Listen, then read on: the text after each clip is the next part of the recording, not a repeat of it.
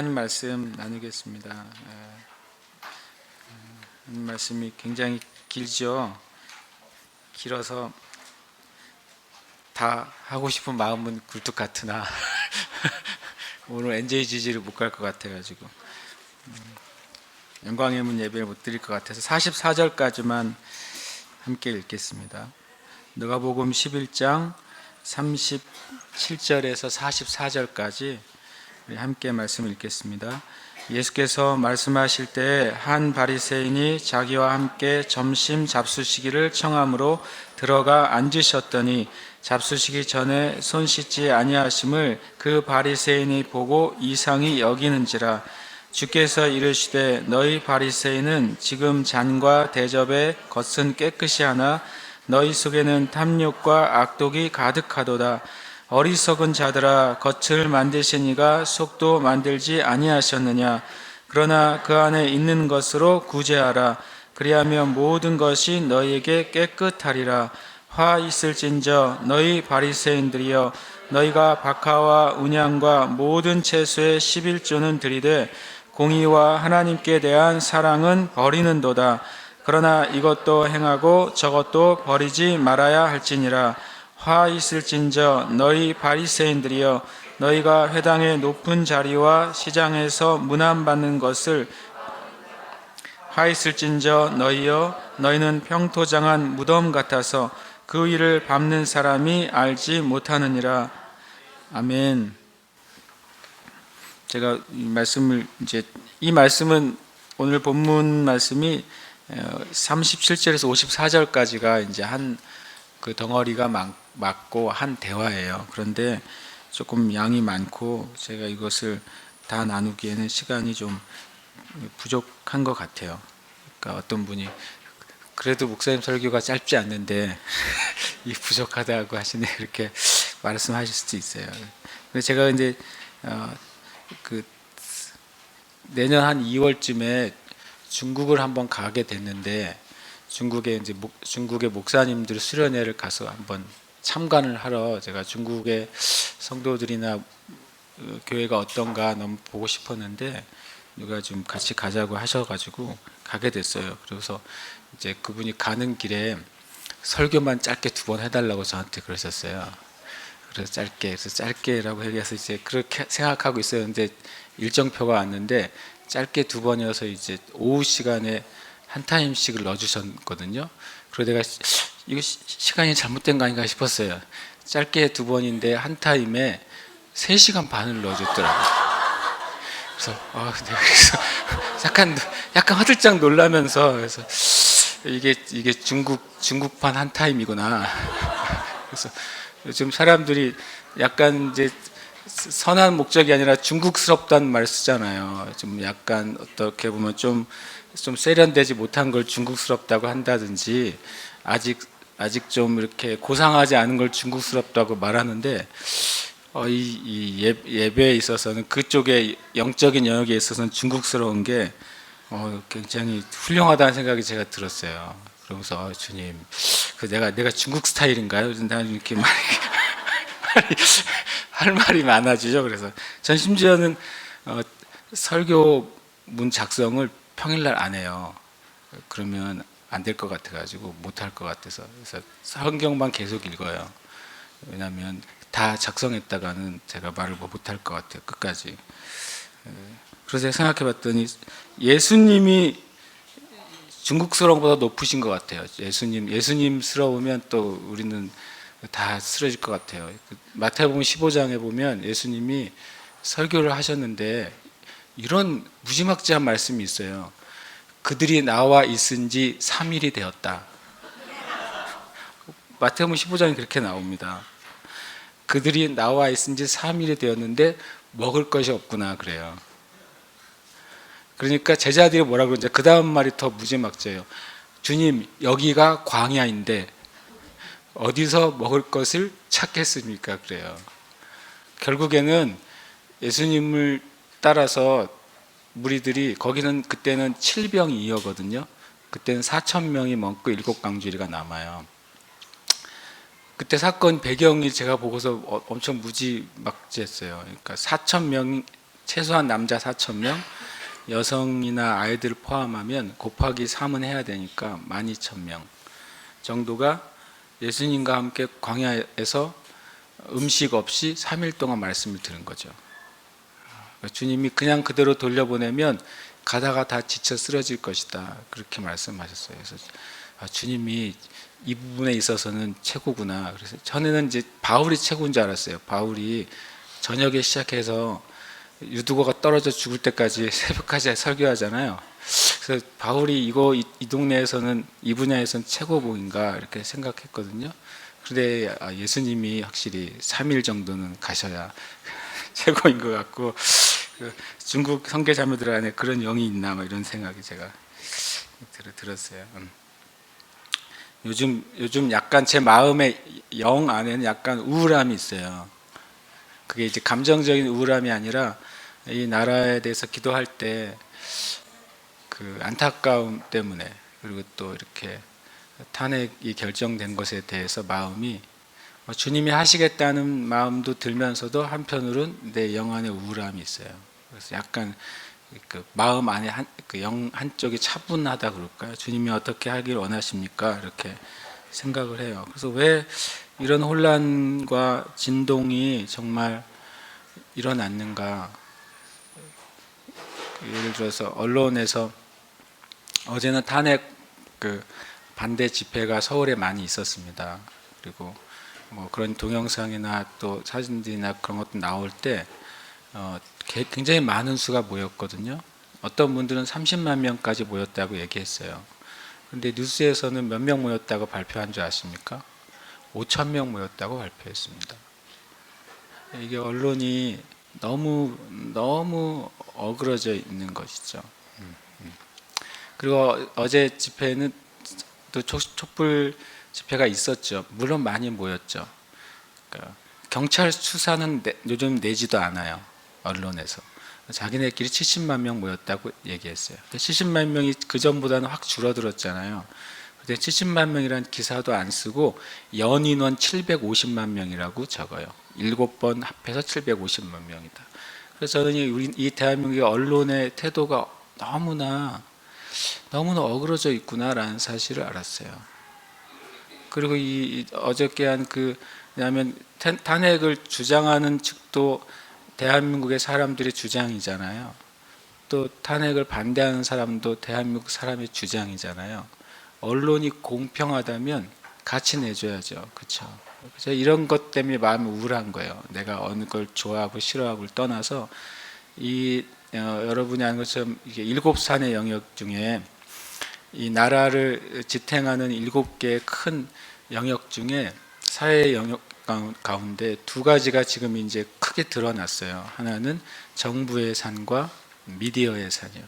정부의 산과 미디어의 산, 정치와 미디어가 얼마나 나라 전체를 흔들 수 있는지를 우리가 보고 있어요. 제가 사모님이랑 얘기 나누다가 이 7산 영역 가운데 이 정부와 이 미디어 영역이 이렇게 온 나라를 다 흔들 수 있고 사람들의 마음을 좌지우지할 수 있구나, 그 생각을 제가 갖고 있으면서 나머지 산들은 뭐 가정의 영역, 종교의 영역, 또는 경제의 영역, 또는 축제의 영역, 뭐 이런 영역들이 있습니다. 그런데 그러면서 제가 생각하다가 8번째 산이 있다는 걸 제가 알았어요. 이사야서에 보면 말일에는, 마지막 날에는 나의 산 시온산이 모든 산들 위에 높아질 것이다 라고 말해요. 그거는 종교의 영역이 아니에요. 종교의 영역 안에는 사람들이 흔히 말하는 기독교나 불교나 유교나 힌두교나 이런 걸 다 포함한 종교적인 영역을 말해요. 이 사회 가운데. 그러나 하나님의 산 시온산은 그것과 다른 거예요. 궁극적으로는 마지막에 주님이 세우실 시온산은 주님의 몸된 교회예요. 진정한 예배와 진정한 임재가 있는 산이에요. 그래서 제가 그냥 표면적으로 보면 이 강력한 정부와 정치의 산을 어떻게 이 교회가 지금은 타락했다고까지도 말하는 교회가 어떻게 그 산 위에 뛰어날 수 있을까? 이렇게 강력한 실은 정치까지도 뒤흔드는 미디어의 산을 어떻게 나약해 보이고 그렇게 별것도 아닌 것 같아 사람들이 왜 욕을 먹는 이 주님의 몸된 교회가 그 위에 뛰어날 수 있을까?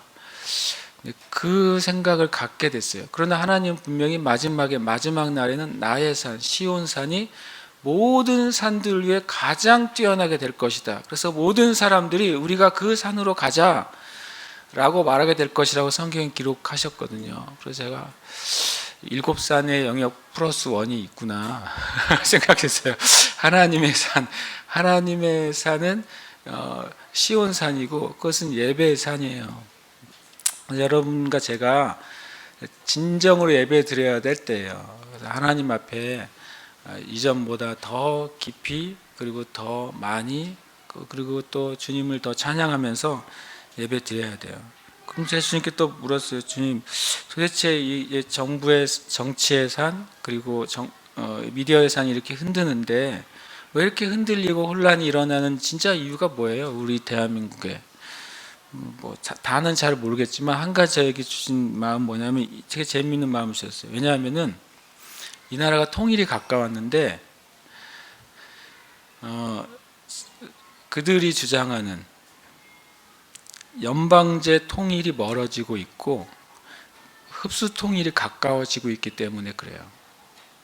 연방제 통일은 아시죠? 고려 연방제 통일은 김일성이 주창했고 김대중 정부 때 그것을 낮은 단계의 연방제로 통일하자고 서로 남북 정상회담 때 합의를 했단 말이죠.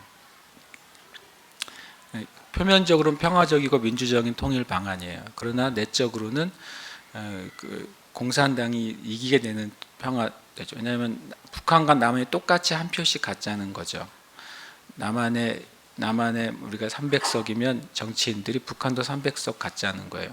그래서 평화적인 투표를 통해서 대표를 뽑자는 거예요. 근데 아시죠? 북한의 투표율은 99%입니다. 북한의 투표율은 99%에다가 왜냐하면 나머지 1%는 못 일어나시는 분들, 생명은 붙어 있으나 움직이지 못하는 분들 1%. 99% 투표율에 찬성률 99% 100%입니다. 대한민국은 투표율 40%만 돼도 잘 나간다 그러는데 그 중에 50%만 되면 되잖아요. 그러면 50% 이하의 투표율에 50% 돼서 당선되는 게 대한민국인데 그러면 4분의 1이란 말이죠. 25%와 100%의 싸움이에요. 그러면 고려연방제가 되면 모든 국회 구성원, 정부 구성원은 다 북이 가져가요. 얼마나 눈에 뻔하게 보이는 사회주의의 선동 전략인데 그거를 합의했어요. 그 통일 방안이 멀어지고 있기 때문이래요. 갈수록 그렇게 될 가능성은 줄어들고 북한이 내부적으로 분열되고 있기 때문에 경제적으로, 정치적으로, 군사적으로 분열되고 있잖아요. 그럼 뭐가 가까워지고 있어요? 흡수 통일이 가까워지고 있어요. 그러니까 북한이 몰락돼서 어쩔 수 없이 문이 열리는 상황. 그게 이 혼란의 원인 중에 하나예요. 제가 그걸 이제 주님께 깨닫게 되니까 이제 보이는 여러 가지 기도 제목이 있는데 제일 큰 그림 위해서 기도해야 돼요. 하나님은 이 나라를 통일되기를 원하세요. 이 나라 젊은 세대가 하나도 원하지 않잖아요. 10대와 20대의 80% 이상은 통일을 원하지 않습니다. 뭐 퍼센트 조사에 따라 달라지지만 4분의 1 이상이 원하지 않아요. 통일되면 우리가 가난하게 될 것 같고 통일되면 사회 문제가 많아질 것 같고 통일되면 대한민국이 더 손해를 볼 것 같은 거예요. 그래서 원하지를 않아요. 젊은 사람들이 60대 이상, 그것도 아니에요. 70대 이상 이산가족의 관계에 있는 세대만 통일을 원할 거라고 생각하는 거예요. 그런데 아니에요. 하나님이 원하세요. 우리가 원하는 것과 다르게 하나님이 되게 원하시고 이 나라가 원래 하나였던 것처럼 하나 되기를 원하시고 그리고 이 나라를 향한 하나님의 그 아름다운 계획이 이루어지기를 원하신단 말이죠. 마이가 되게 싫어하는 거고 그걸 어떻게든지 미루어 보거나 망가뜨리거나 막아보기를 원한다고 저는 생각해요. 그래서 여러분 기도하실 때 황교안 권한대행을 위해서도 기도해 주시고 또 정부 여당과 야당을 위해서도 기도해 주세요. 그리고 탄핵 과정에 대해서도 기도해 주세요. 어떤 분이 재밌는 글을 올렸더라고요.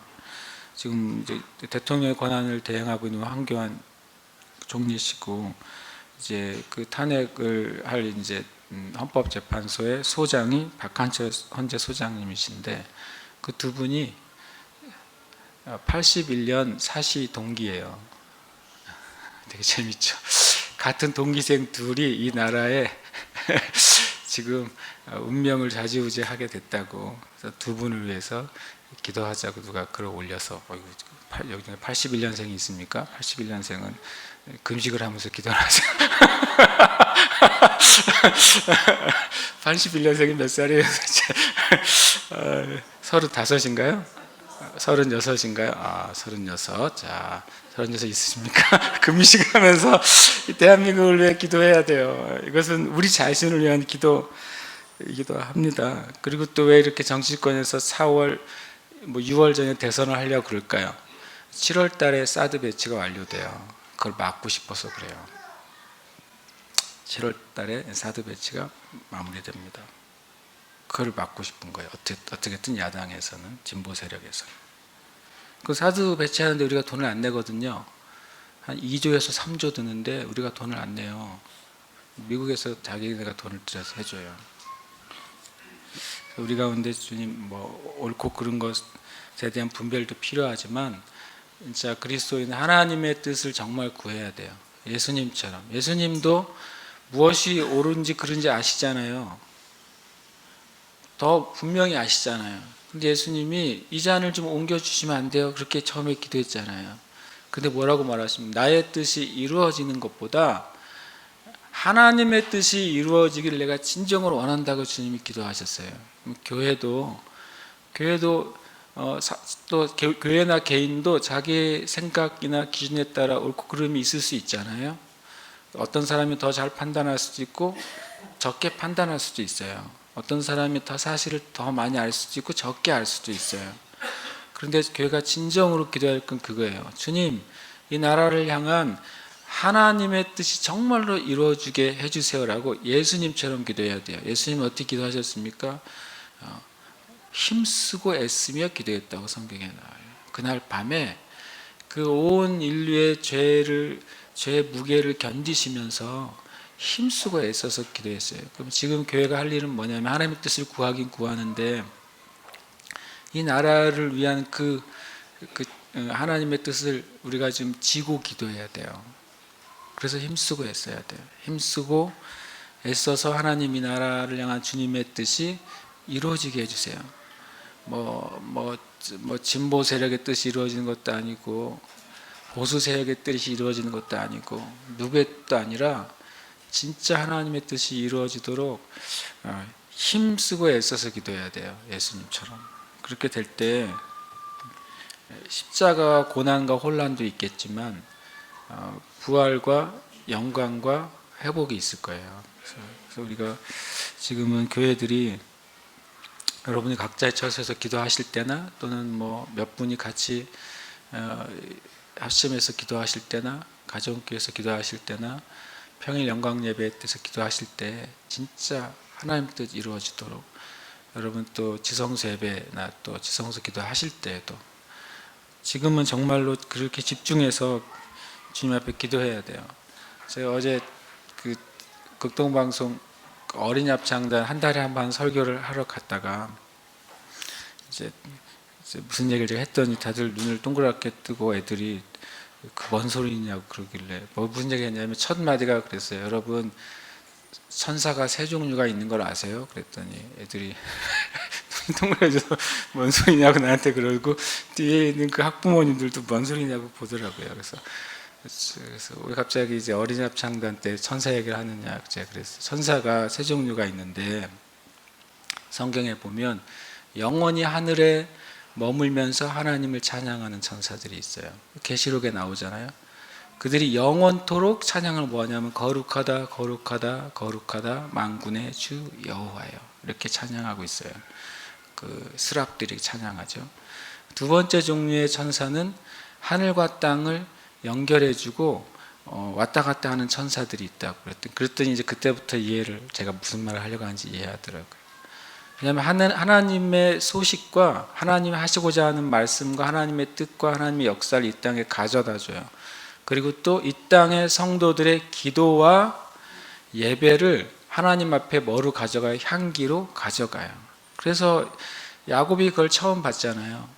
사다리가 놓여져 있고 천사들이 오르락 내리락 하는 것을 봐요. 두 번째 종류의 천사들은 하늘과 땅을 오르락내리락 하면서 하나님의 것을 이 땅에 가져와요. 하나님의 진노를 가져오기도 합니다. 하나님의 능력을 가져오기도 합니다. 그리고 하나님의 메시지를 가져오기도 합니다. 다시 그들이 올라갈 때는 이 소자들의 어린아이들의 천사가 하나님께 보고한다고 성경에 나오잖아요. 이 땅의 성도들에 대해서 하나님께 보고합니다. 그리고 이 땅의 성도들이 기도하고 예배할 때 그것을 받아서 하나님의 보호자 앞에 쏟아놔요. 아름다운 향기로, 하나님께 드려지는 향기로. 그래서 예배가 제사인 거예요. 그래서 진정한 기도와 예배는 하나님 앞에 곧장 그것은 제사예요. 그것은. 왜냐하면 천사가 그것을 하나님께 드리기 때문에 그래요. 성도들의 눈물도 천사가 받는다고 성경은 말씀하셔요. 그 천사들은 오르락내리락하죠. 세 번째 천사들은 이 땅에서 하나님의 백성들, 성도들과 함께 있으면서 그들의 인생 가운데 함께 있으면서 하나님의 뜻을 행할 수 있도록 돕는 천사들. 그래서 그 친구들한테 뭐라고 하면, 너희들이 찬양할 때, 공연할 때 그거 공연하지 말고 너희들이 찬양할 때 그때 천사들이 너희들의 노래를 받아서 하나님께 간다는 걸 생각해라. 회중들이 잘 듣거나 말거나 그거는 별로 하나도 안 중요하다. 박수가 많이 나오든지 커튼콜이 나오든지 그거는 별로 중요하지 않고, 너희들이 예배할 찬양할 때 그게 하나님께 가져가신다는 사실을 기억하라 그랬어요. 그래서 우리가 지금 이때 천사들을 바쁘게 해야 돼요. 교회가 천사들을 바쁘게 해야 돼요. 여러분들의 기도와 여러분들의 예배가 계속 천사들을 바쁘게 해야 돼요. 마귀들도 얼마나 지금 바쁘게 땅바닥을 기어 다니겠어요. 이 땅을 얼마나 이 땅을 망가뜨리려고 기어 다니겠습니까? 그때 우리는 이 땅이 아니라 하나님께로 계속 올려드려서 정말 천사가 오르락내리락 하면서 이 땅에 하나님의 축복과 능력들을 풀어놓도록 우리는 기도해야 돼요. 그게 승리하는 길입니다. 그게 반드시 이기게 돼 있어요. 제가 오늘 목자의 지팡이에 썼는데, 마귀는 죽음을 두려워해요. 마귀는 멸망당하는 걸 두려워합니다. 예수님이 마귀를 쫓으러 가셨을 때 마귀가 뭐랍니까? 우리를 멸하시러 왔습니까? 우리를 괴롭게 하지 말아주세요. 그래요. 마귀는 두려움이 있어요. 근데 그리스도인은 예수님께 우리의 생명을 드린 사람들이잖아요. 그래서 싸움에서 누가 이기는 줄 아세요? 목숨 건 놈이 이겨요. 자기 목숨이 두려운 사람 마지막까지 이길 수가 없어요. 목숨을 걸면 이겨요. 근데 그리스도인은 우리의 생명이 하나님 앞에 있는 자들이에요. 그래서 마귀하고의 싸움에서 어떤 종류의 싸움에서도 질 수 없게 돼 있어요. 예수님이 왜 마귀 권세를 다 이기셨어요? 주님이 진짜 목숨 버렸기 때문이에요. 마귀는 그걸 못 따라요. 왜 그런지 아세요? 마귀에겐 부활이라는 게 없어요. 부활에 있는 존재는 예수님과 그리스도인밖에 없어요. 그래서 마귀는 멸망을 두려워하는 거예요. 그에게는 부활이 없어요. 여러분과 제가 영생을 소유했을 뿐만 아니라 부활이 준비된 자들이에요.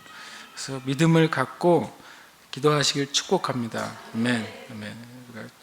그런 면에서 무장이 돼야 돼요. 저도 그렇고 여러분도 그렇고 지금의 교회들도 그렇습니다. 37절에 보면 예수께서 말씀하실 때라고 말해요.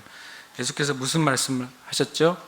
라고 물어보면 몇 절을 보면 돼요?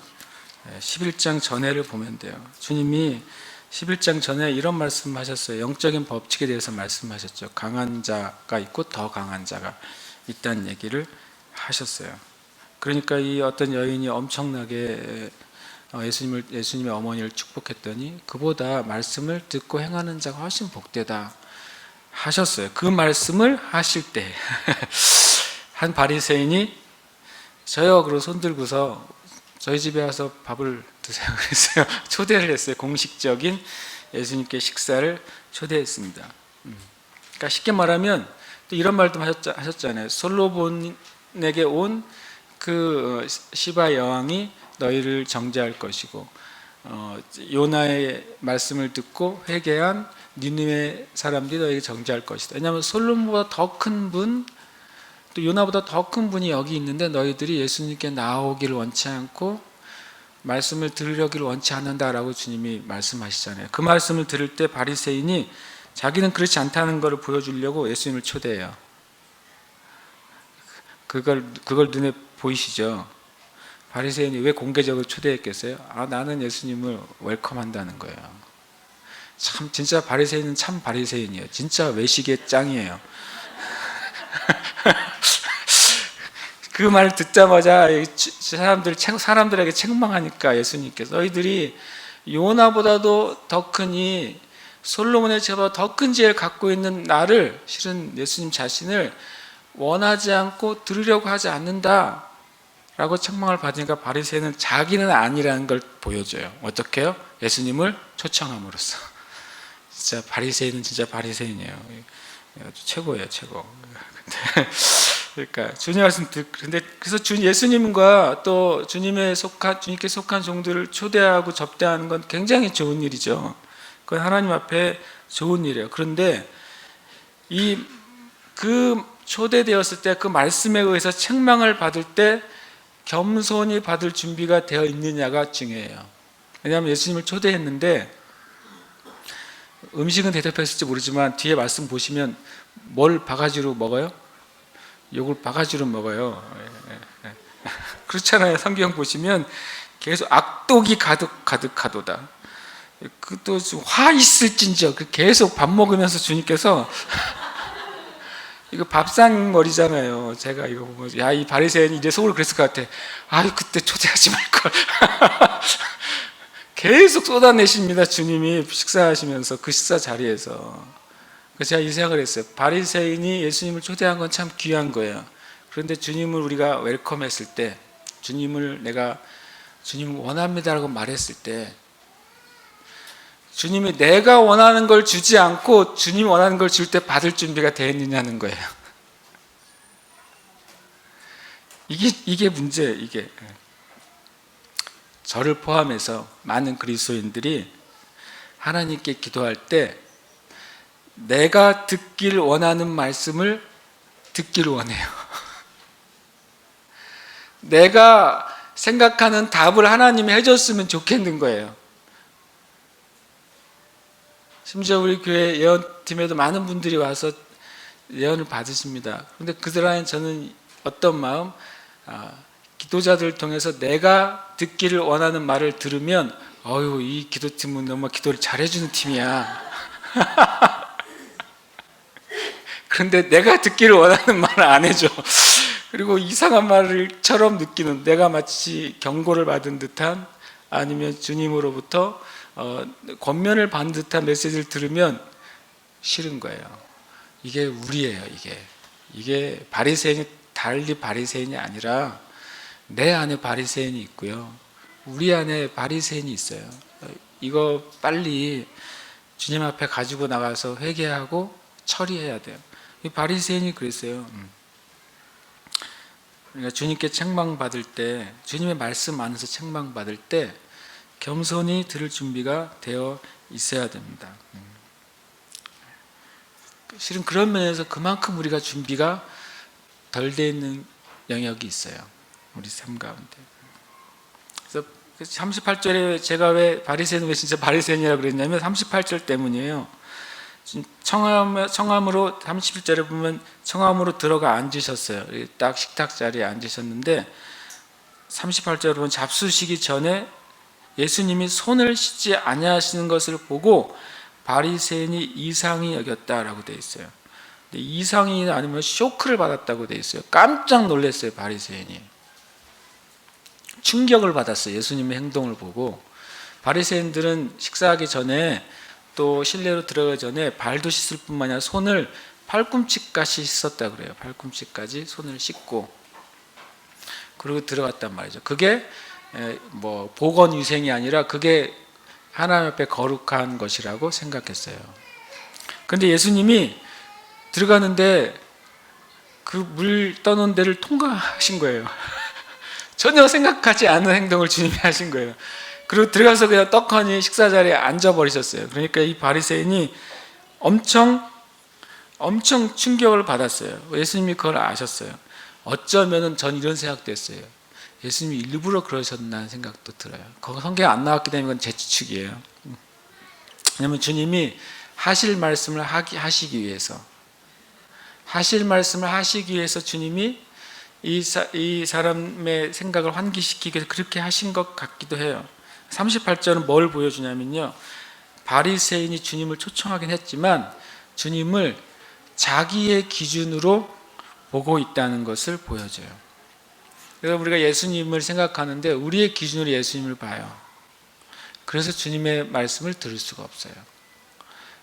내 기준으로 예수님은 이러셔야 되는 거예요. 내 기준으로 하나님은 이런 분이셔야 돼요. 그래서 내 기준과 예상에 빗나가는 하나님의 일이 나에게 벌어졌다고 생각하면 그때부터는 어려워져요. 우리가 이 바리새인이 그런 거예요. 우리는 주님을 육신으로 알아요. 우리는 주님을 육신으로 알고 실은 사도 바울도 예수님을 육신으로 알았었어요.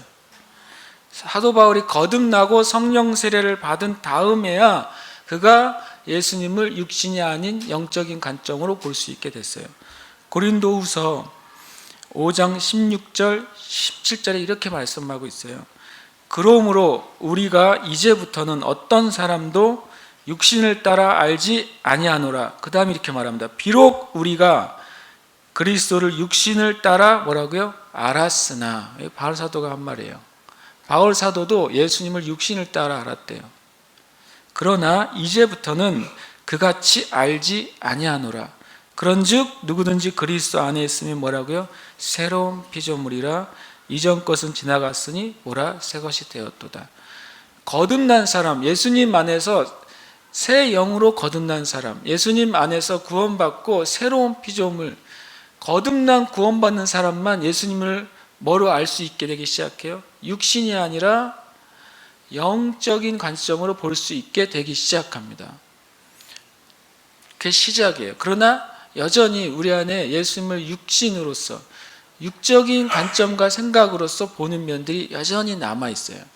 우리가 예수님의 말씀에 귀를 기울이지 않으면 결국에는 우리 자신이 진리에서부터 멀어져요.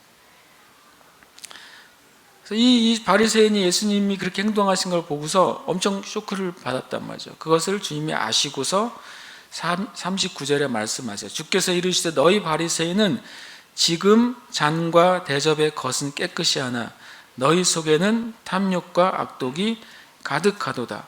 어리석은 자들아, 겉을 만드시니가 속도 만들지 아니하셨느냐. 그러나 그 안에 있는 것으로 구제하라. 그리하면 모든 것이 너희에게 깨끗하리라 그랬어요. 주님이 겉을 깨끗하게 하는 걸 비판하신 게 아니에요. 손을 씻는 걸 비판하신 게 아니에요. 그러면 만약에 그것을 비판하시면 모든 신앙적인 모습을 다 부정해야 돼요. 그죠? 외식이란 말 개념을 잘못 이해할 때 그 바리새인들이 이렇게 행동하고 저렇게 행동한 것 다 잘못됐어. 예수님이 그렇게 비판하셨어 라고 이해하면 우리가 아는 신앙적인 표면적인 형식들을 다 무시해야 되는 거예요. 예수님은 그걸 무시한 적이 단 한 번도 없으세요. 실은 성경에 보시면 신앙적인 모습은 중요합니다. 그리고 가치가 있어요. 중요한 건 뭐냐면 이 겉을 깨끗이 하는 그것을 아는 이들이 속을 깨끗이 하는 법을 몰랐기 때문에 그래요. 그래서 주님이 뭐라고 말하면 40절에 겉과 속에 대한 제일 중요한 진리가 뭐냐면 겉사람과 속사람에 대한 진리죠. 표면적인 삶과 내적인 삶에 대한 중요한 진리는 뭐냐면 이거예요. 하나님이 둘 다 만들었다는 거예요. 하나님이 여러분을 만드셨거든요. 그런데 여러분의 마음도 만드셨어요. 그래서 겉을 깨끗이 하는 법을 우리가 배운 것처럼 똑같이 속을 깨끗이 하는 법을 배워야 되는데 바리새인이 그것을 모르는 거예요. 그 방법을. 그래서 더 속을 깨끗이 하는 법을 모르니까 더 겉을 깨끗이 하는 법을 많이 만들면 만들수록 뭐라고요? 속도 깨끗해질 거라고 생각하는 거예요.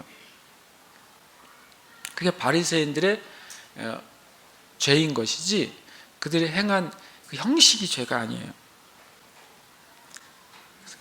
예수님은 이제 답을 놀라운 말을 해요. 속을 깨끗이 하는 법이 뭐예요? 41절이에요. 그렇죠. 39절은 너희에게 지금 잔과 대접은 깨끗이 하지만 너희 속에 뭐가 가득하다고요? 탐욕과 악독이 가득하대요.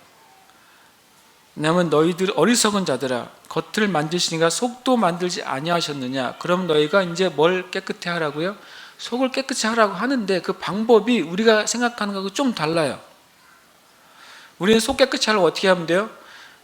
말씀을 깊이 묵상하고 주님께 나가서 회개하고 속이 깨끗해질 거라고 생각하잖아요. 주님이 그런 말을 안 하세요. 그렇죠? 속을 깨끗이 하려면 일단 최소한 강남 금식 기도 정도는 들어가서 며칠간 참여하면서 기도하면서 성경 일독 정도는 해야 되고. 그런데 예수님 말씀 41절에 그래서 제가 이런 생각이 들어서 말하는 거예요. 예상치 않은 41절이었어요. 저는요.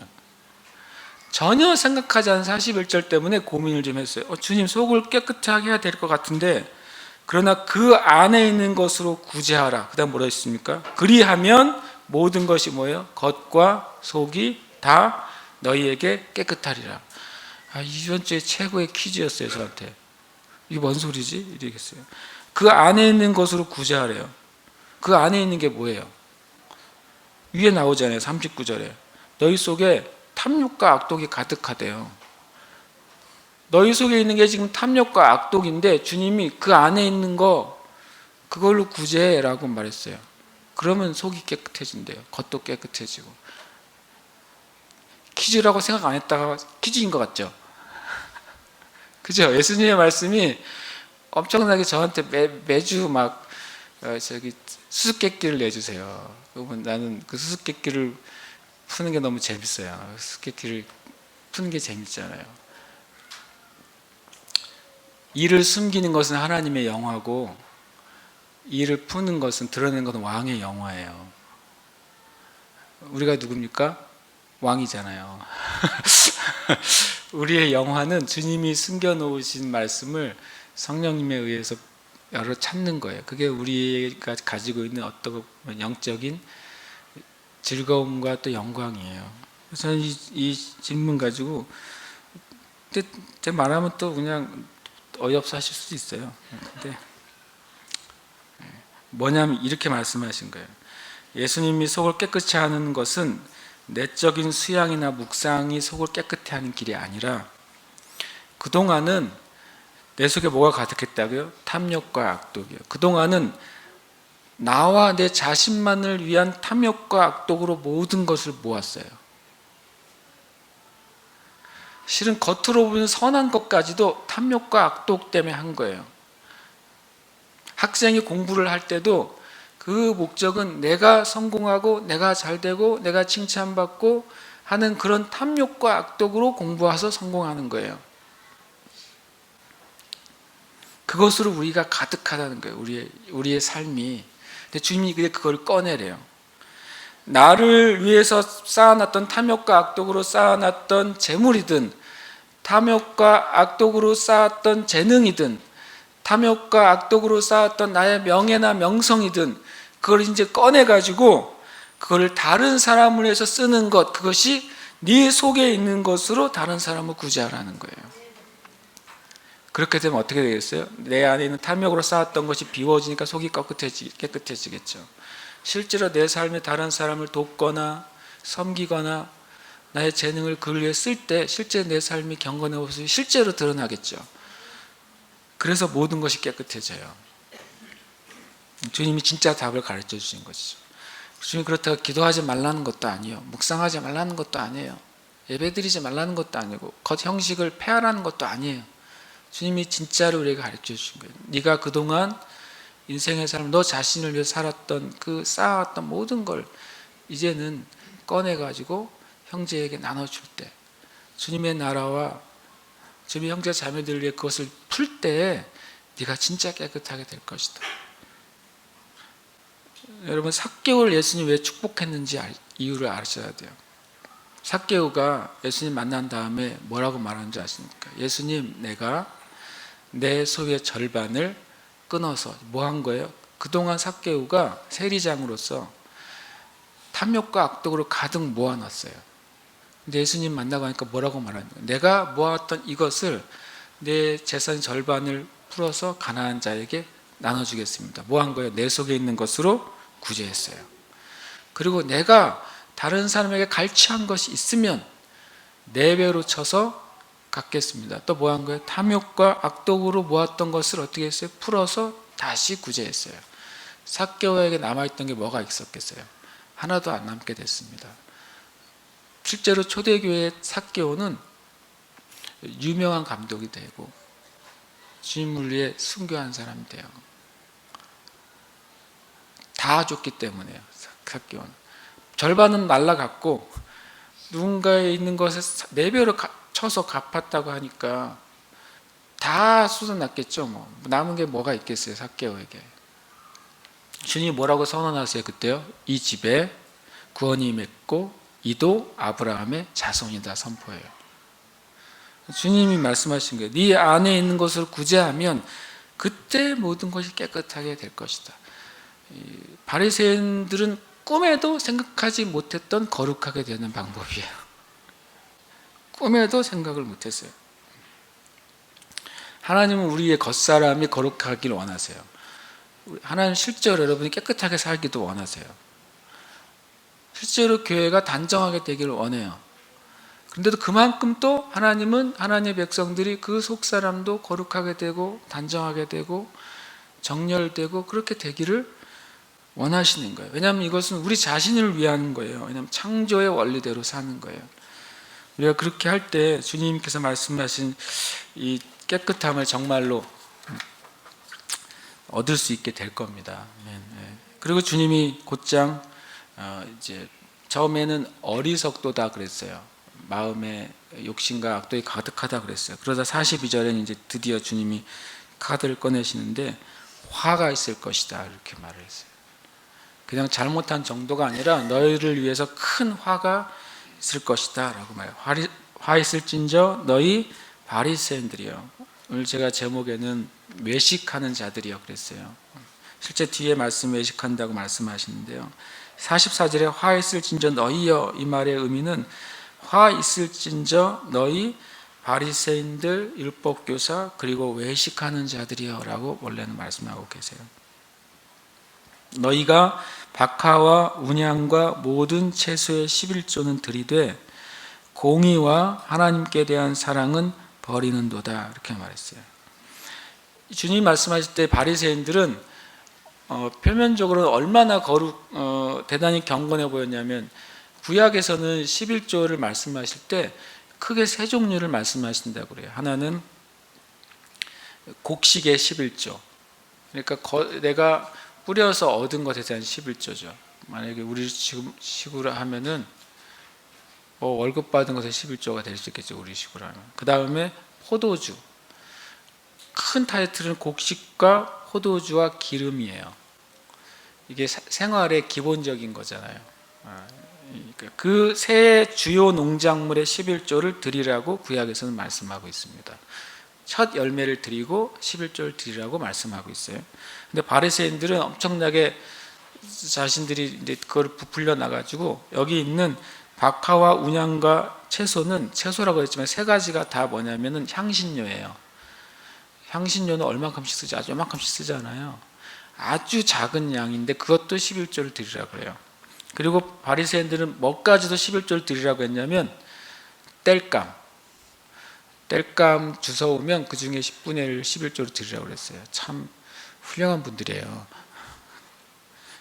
그러니까 주님 말씀하시는 너희들이 주님의 법을 지키는 것보다 더 많이 지키겠다 그렇게 막 룰을 만들어내고 이것도 만들고 저것도 만들어서 우리는 주님께 거룩하고 깨끗하게 합니다 라고 말하지만, 그러나 진정 뭐를 버리고 있냐면 공의와 하나님께 대한 사랑은 버렸다는 거예요. 그 말은 뭐냐면 하나님 앞에 공의로운 예물, 주님은 뭐라고 하면 성경은 주님께서 성경의 기준은 11조나 주님께 드리는 그 기준은 온전한 11조예요. 주님 앞에 속이지 않고 드리는 예물을 원하지, 많은 가짓수를 만들어 가지고 우린 이것도 하고 저것도 합니다라고 하는 그런 외식을 주님 원하시지 않는다. 두 번째는 사랑의 예물이라는 거예요. 누가 보면 뒤에 본문에 나오지만 주님이 성전 문 앞, 성전에 예물 드리는 함 앞에 있으셨어요. 그때 사람들이 많은 예물을 갖다 넣습니다. 부자들도 넣어요. 근데 한 여인이 아주 작은 것을 드리잖아요. 그때 예수님이 뭐라고 말해요? 이 많은 사람 중에 이 여인이 가장 많이 넣었다는 거예요. 왜 그래요? 이 여인은 사랑으로 드려서 그래요. 주님이 이 바리새인들은 이렇게 너희 박하와 운양과 채소의 11조는 드리지만 온전한 예물을 드리지 않을 뿐만 아니라 하나님께 사랑함으로 드린 적이 없어요. 그러니까 주님이 그걸 버렸다고 그래요. 너희가 버렸다. 주님의 기준은 뭐예요? 이것도 행하고, 이것은 뭐예요? 하나님에 대한 공의와 사랑이에요. 저것은 뭐예요? 작은 것까지도 구별해서 드리는 예물을 말해요. 그래서 어떤 되게 이 현대교회 비판론자들이 11조나 예물은 구약에만 속한 것이지 현대교회의 11조와 예물은 교회에서 성도들을 착취하기 위한 방법이다, 뭐 악질적인 세금과 같은 것이다, 이런 식으로 비판하는 분들이 있어요. 그분들은 하나님을 사랑하는 것을 어떻게 표현해야 되는지 모르는 거예요. 한 번도 주님께 사랑을 표현하는 방법을 알지 못하는 거예요. 11조는 세금입니까? 아닙니다. 11조는 어떤 부담금도 아닙니다. 11조는 내가 하나님을 인정한다는 표시예요. 하나님은 나에게 모든 것을 주셨다는 사실을 내가 인정합니다. 그래서 하나님의 나라와 하나님의 일을 위해 내가 이것을 기쁘게 감사함으로 드립니다라는 표시지, 그게 자랑도 아니요, 어떤 의무도 아니요, 책임도 아니에요. 그게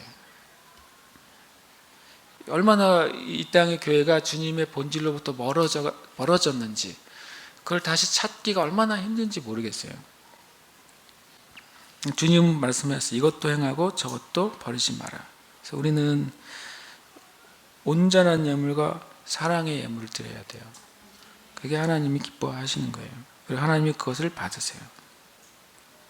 그리고 43절에 주님이 이런 화를 내요. 화 있을진저 너희 바리새인들이여, 너희가 회당의 높은 자리와 시장에서 문안받는 것을 기뻐하도다. 화 있을진저 너희여, 너희는 평토장한 무덤 같아서 그 위를 밟는 사람이 알지 못하느니라. 바리새인들이 회당에서 높은 자리를 서로 앉으려고 노력했어요. 그리고 사람들에게 인사받기를 좋아했어요.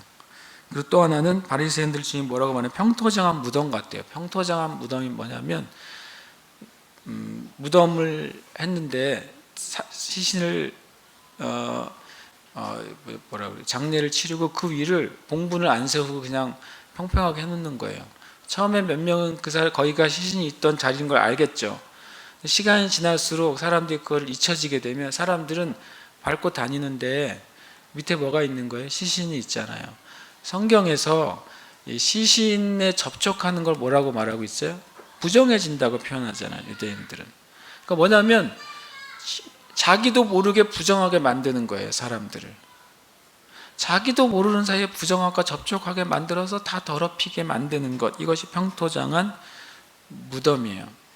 바리새인들의 죄가 두 가지라고 말하는데, 하나는 인사받는 거라고 말씀하셨어요. 높은 자리와 인사받는 것. 이것은 뭐냐면 주님이 이것을 말씀하세요. 결국에 너희들이 경건하게 살고자 하는 그 모든 노력과 목적, 진짜 목적은 하나님이 아니라 너희들이 높아지기 위한 것이 아니냐, 그거예요.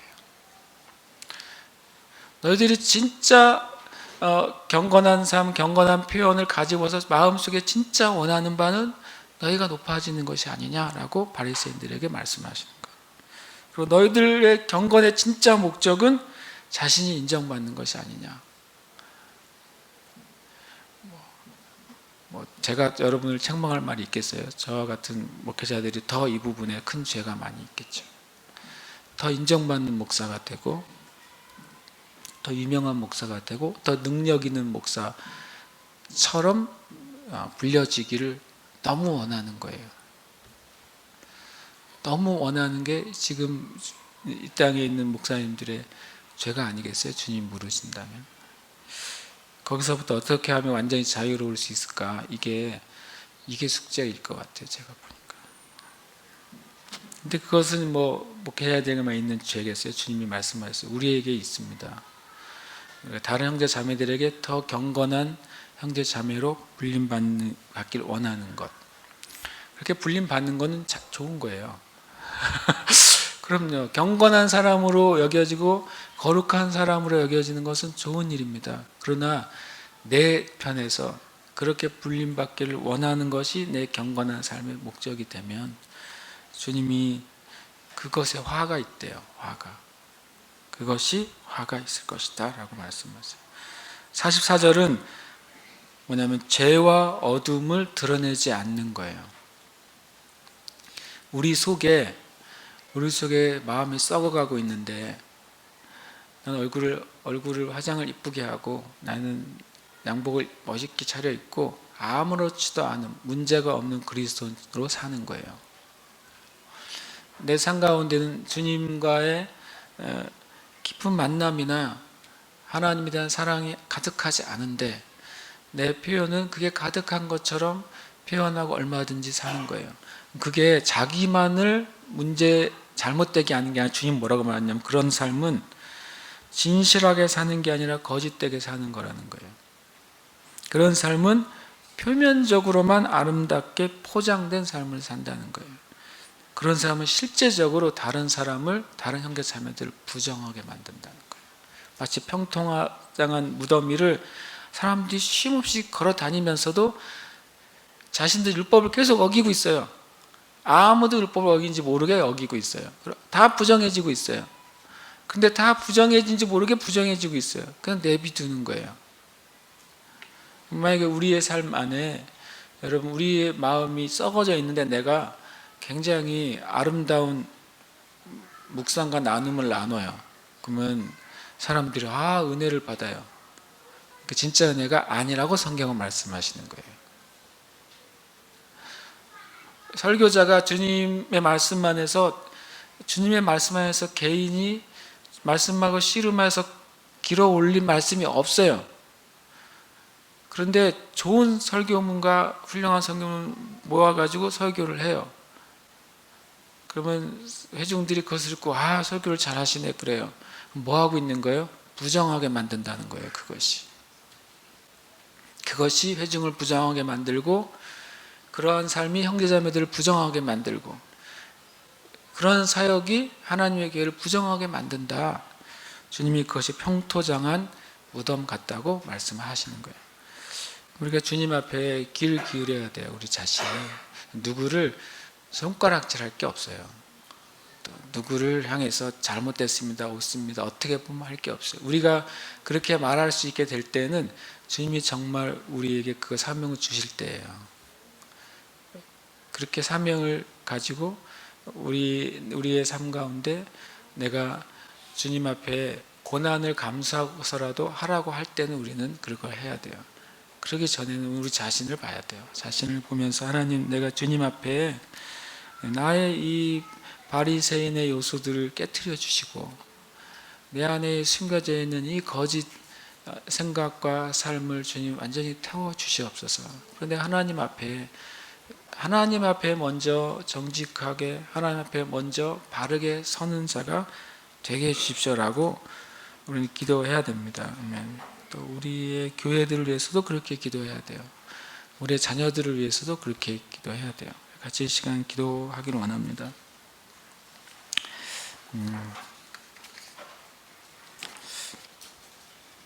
예수님이 태어나셨을 때 시므온이라는 선지자가 예수님을 향해서 예언하는 게 뭐라고 말하냐면 이렇게 말해요. 예수님의 어머니 마리아에게 이렇게 말합니다. 그의 말이 너의 심장을 찌르는 것 같을 것이다. 그랬어요. 그래서 제가 마리아가 굉장히 많은 예수님의 고난과 죽으심 때문에 어려웠겠구나 싶었지만 요즘 제가 느끼는 거는 그 예수님이 우리를 찌르시는 것 같아요. 실은 저를 찌르시는 것 같아요. 주님의 말씀이 우리의 심장을 찌르세요. 왜냐하면 딱딱한 것을 주님께서 바꾸길 원하시고 우리의 강팍한 것을 깨트리길 원하시고 그래서 새 살이 돋고 새 영이 임하고 하나님의 영으로 충만하게 되기를 원하세요. 우리가 주님 앞에 이 시간 기도하십시다. 주님, 내 안에 있는 바리새인의 요소들을 주님 깨닫게 해주시옵소서. 주님, 내 삶이 주님 말씀하신 것처럼 겉과 속이 다 깨끗한 삶을 살게 해주시옵소서. 그래서 하나님께서 내 삶 전체에 무엇이든지 부어주실 때 내가 다 담을 수 있는 그릇이 되게 해주시옵소서. 우리가 질그릇 같다고 성경은 말씀하세요. 근데 이 질그릇에 하나님의 지극히 큰 능력을 담으신다고 주님 말씀하세요.